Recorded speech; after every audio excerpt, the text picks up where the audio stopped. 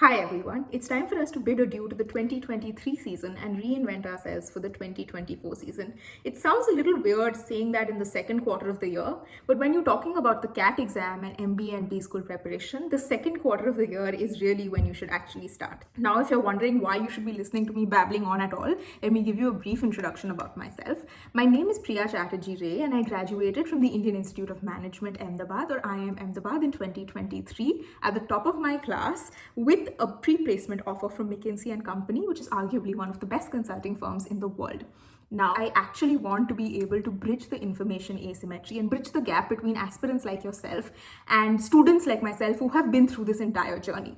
Now, having said that, you've already seen the title of this video, so you know that we're going to be talking about the CAT exam. So what is the CAT exam? The CAT exam, or the Common Admission Test, is basically the gateway to your dreams, right? To understand its importance, you have to understand that there are 20 very, very prestigious business schools in India, which are known as the Indian Institutes of Management or the IIMs, from which you can do your MBA. And the CAT exam is one of the, if not the most important criteria that determines your candidature for these business schools. Now, of course, one can argue that there are a lot of other things that make up your candidature for these business schools, right? You have your profile, which consists of your class 10 scores, your class 12 scores, your graduation scores, your academic diversity, your gender diversity, your reserved category, your previous work experience, and a lot of other things. And this is also something that is very important when it comes to your MBA profile, right? But these are things that are different for the different B schools. If you're interested in knowing these other aspects of the profile and whether or not you are, say, a good enough fit for a business school and whether or not you qualify with a good enough profile score for this, you can check out the different IIM websites themselves. And if you don't want to go into the hassle of going through 20 websites, you can look for YouTube videos that describe the different profile markings of the different IIMs. If I had to think of something from off the top of my head, you could refer to StudyBuzz or even Rahul sir at Cat King, who has a lot of shorts and dedicated videos to the different B schools where he actually sits and discusses the profile markings for all of the business schools. As far as I know, he also does live sessions. So you can tell him about your profile and he gets back to you with whether or not you should apply to this B school or that B school and whether or not you're good enough for it. And like completely side note, but I know that he's very, very regular with these live sessions because I once remember logging on, I think, in the middle of 2022, and he was taking a session from somewhere in Paris, or I think it was Finland in minus 15 degrees Celsius. And basically what I'm trying to say is that he's very regular with it. So if you even log into the live today and ask questions about your profile, you'll get a good enough response from him. I'm completely rambling on about something that is not relevant to this video at all. But if you follow me on Instagram, you'll know that I'm very, very jealous of him at the moment and of anyone else who's being able to travel, because I'm not being able to travel because of a very hefty loan that I've taken for my MBA. But that's besides the point. Let's get back to the CAT exam. So as I was saying, all of these different profile factors have different weightages in the different IIMs and B schools. But the one common factor, or the factor that has the maximum weightage, at least at the shortlisting stage before your GDPI, is the CAT exam. And it carries the most weightage in a lot of B schools even after your GDPI, right? So your CAT score can very well make or break your dream of going to a B school. Okay, so to stop myself from going into one more rambling rant, I have written down everything that I want to speak to you about on my iPad so that we can get through everything in a more structured manner. Firstly, we have to talk about how many times this exam is taken and what is the validity of the exam, etc., etc. The exam happens only once every year and it is usually held on the last Sunday of the month of November. Now, your score from the CAT exam itself is also valid only for 1 year. You can take the exam as many times as you want to. There is no limit to that. And there is also no limit to the age at which you can take the exam. There is no upper limit. So if you've ever been worried about being too old to do an MBA or being too old to take the CAT exam, let me tell you right off the bat that I had batchmates who were over the age of 30 while I was at IMA. And the CAT exam itself has no upper age limit. So it doesn't matter if you were probably preparing for another exam and have now decided to prepare for CAT and do an MBA, there is no upper limit. You're completely safe when it comes to that. Okay, so the next thing we have to talk about is competition. About 3 lakh students take the CAT exam every year. And if you consider the top IIMs, which are the old IIMs, IIM Ahmedabad, Bangalore, Lucknow, Calcutta, etc., amongst all of them, they have a total of, say, 2,000 seats for general category students. That basically means that the competition is pretty stiff and you have to score a very, very good percentile to be able to convert your B school. Now, I get a lot of questions on my channel with students sending me their 10, 12 scores and asking me what is a good enough percentile for them to get into CNIM Ahmedabad, right? And I'll tell you what I tell all of them. Now is too early a stage for you to be wondering what a good enough percentile for you is, right? You should only aim for a 99.5 plus percentile right now and ask questions like this after the CAT exam is over when you can't help it anymore. Right now, you should aim for the moon so that you can land among the stars at the very least.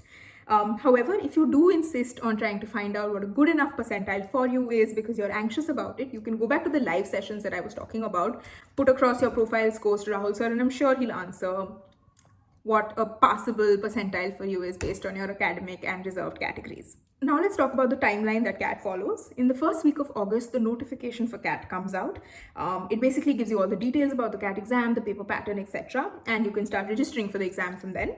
The registrations close by the second or the third week of September. In my specific year, it was on the day of my birthday.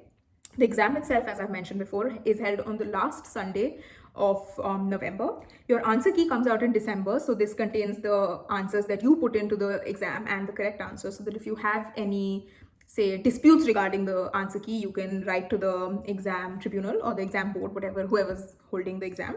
The CAT score, which is your scale score and your final percentile, comes out in the beginning of January usually, and it is often at the very, very inconvenient day just before SAT, which is the other important exam when it comes to MBA entrances.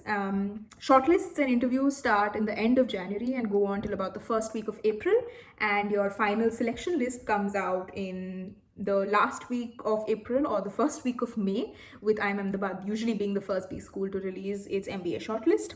And you start your B-School journey in the month of July. Now let's talk about the costs that are involved in this exam. The registration fee for the CAT exam for the past few years has been about 2,400 rupees with a 50% slash for any reserved category students.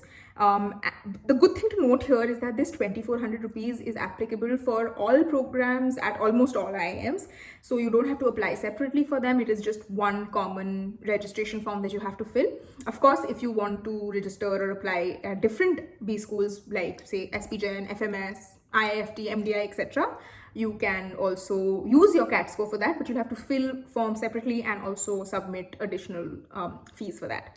The exceptions to B schools that do not accept the CAT result is Excel-Arrive, which has its own Xavier aptitude or the XAT exam, and ISB, which also accepts the GMAT score. Moving on to eligibility criteria, there are two major things that you must remember when it comes to your eligibility for the CAT exam. First is that you have to have a graduation degree of 3 or more years from a recognized college or university. And second is that the aggregate of all your marks of all the semesters at the time of admission should be at least 50%. Now, there are some caveats to this. First is that you can apply even if you're a third year student, as I had done. I was in my third year when I applied for the CAT exam. And if you apply in 2024 and suppose you've already graduated in June or July of 2024, it is not considered a drop year or a gap year. I get a lot of questions about this, but this gap between graduating in June and taking the exam in November is not a gap year. So please don't worry about it. Third is that if you are from a reserved category, 50% is not what you need. Even 45% marks aggregate is acceptable. Okay, so now let's talk about the structure of the exam.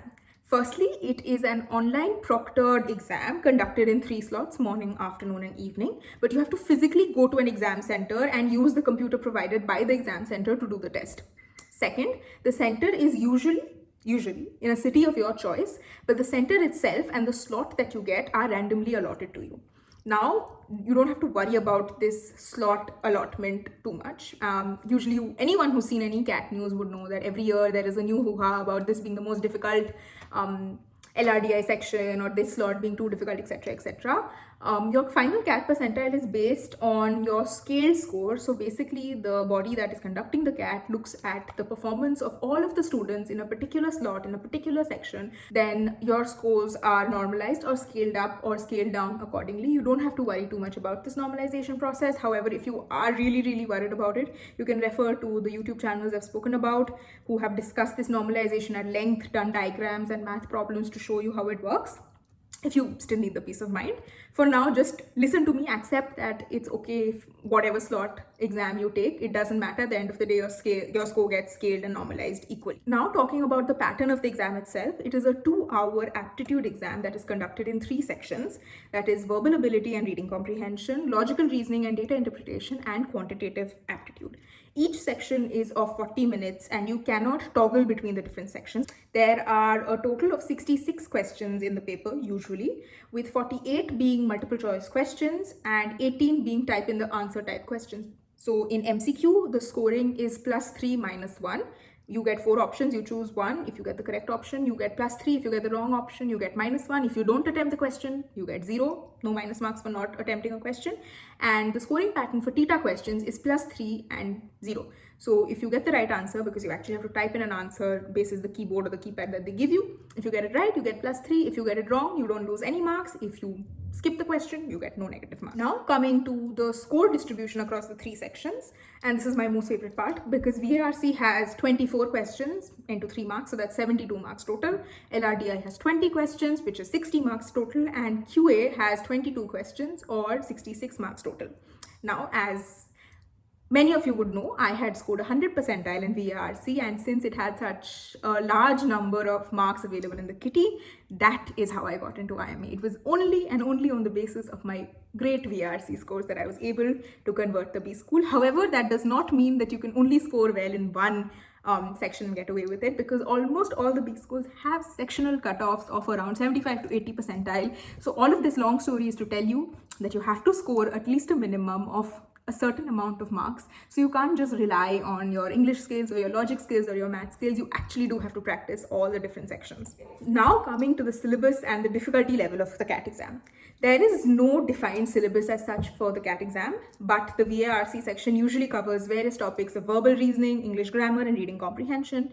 The LRDI section includes topics that require analytical interpretation of data in pie charts, bar charts, puzzles, tables, etc. And in QA, you have topics that are up to class 10 level of mathematics and their applications as well. So, your arithmetic, algebra, mensuration, trigonometry, etc. Now, if you want a further breakdown about, say, the syllabus of the different sections and the expected difficulty patterns, etc., I have linked a bunch of videos in the description box below, which are basically directors' addas or fireside chats with directors of the different MBA institutes. I think there's one with IIM Bangalore, there's one with IIM Sambalpur, there's one with IIM Mumbai, and it basically has these directors, or technically the principals of these B schools, coming and talking to you about the difficulty level of questions, exam paper pattern that is expected for CAT, what sort of students or profiles they want in their batches, the future of jobs in MBA, all of that. So it's just like an honest discussion or an honest peep into the heads of the institutions that you're seeking to get into. Most of them are by Rahul sir over at Cat King, so shout out to him for actually bringing such insightful discussions. I will keep trying to find more and more videos like this that offer an insight into these directors' minds and professors' minds, and linking them in the description box below. So you can check them out maybe once a month to see if I found something new. I will leave links to all of them in the description box as and when I find them. Now, all of that is prior preparation that you can do, and all of that is conjecture at its best, right? When it comes to the actual difficulty level, or say the preparation itself, what you need to know is that CAT is an aptitude test. So either you have the aptitude already to score like a 99.8 percentile with just a day's preparation, like one of my batchmates did, or you build up this aptitude over a number of years. For example, I was in first year when I started preparing for the CAT exam. I joined the coaching industry and all of that. And I really started preparing for the exam properly from the month of May of the year of CAT. So I took the CAT in 2020, and in May 2020, I really started preparing for the exam properly. But don't do as I did, do as I say. I personally think that April or May latest, like first week of May, is the latest that you should actually start working on the CAT exam itself. And you should exclusively be dedicating about 2 to 3 hours to this preparation every day. That is why I've been delaying the CAT prep video, because I want to be able to share with you like a month by month preparation strategy with timelines and targets, etc. So that, you are a little bit more accountable to yourselves and to me. It will come out very soon, don't worry about it. That's how I'll be helping you. But besides that, let's talk about the 2 types of ways in which you can prepare for this exam. First is self-study.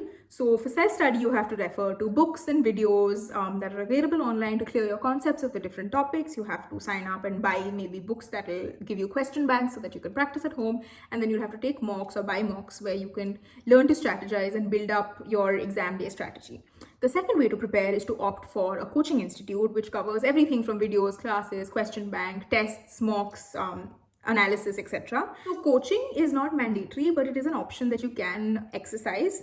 Now, whether or not you choose to take classes at a coaching institute is a very personal decision, and it's based on a lot of factors, and deciding which coaching institute to join itself is also a very personal decision and is based on a lot of factors.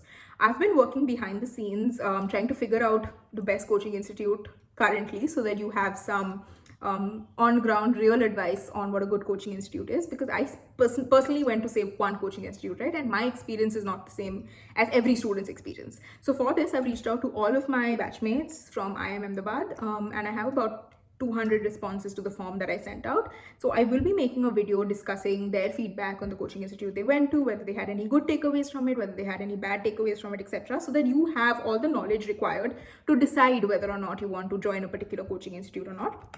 That's the next video that's going to be going up on this channel, so stay tuned for that. Now, we're almost at the end of this video, and it honestly wouldn't be complete without discussing the various alternatives that there are for the CAT exam, because who doesn't like options, right? We must always make sure that we hedge our risks and we reduce our risks in the best way possible. And the best way to do that is to diversify the risks. So I will tell you about the different tests that are available that you can take for some other really good business schools that are out there beyond just the IIMs. Firstly, we have the Xavier Aptitude Test, or XAT, which happens in the first week of Jan. It's a 3-hour long exam. It covers one additional section, which is decision making, and it makes you eligible for colleges like XLRI, which is the oldest B school in the country, in case you didn't know that, and also other colleges like XIMB and XIME, etc. The next exam is SNAP, which is for institutes like SIBM Pune, SCH, MRD, etc., which are under the Symbiosis International University umbrella. You also have the NMAT, which is the aptitude test for the Narsi Monji institutes, which are located in Mumbai, and they have other branches as well. Besides NMAT, you also have CMAT, which is a very easy level test, and your preparation for CAT will have you automatically prepared for CMAT as well, because the syllabus is more or less similar. There used to be a TISNET exam. I'm not sure if they're going to have it this year or not, but they do accept students on the basis of the CUET exam as well. So that is another exam that you can consider taking. Do let me know if you want specific videos on any of these other management entrance test exams, and I will do the same. It'll be a similar snapshot to this, where I'll talk to you about the fees, eligibility criteria, future options, syllabus, difficulty level, preparation, etc., etc.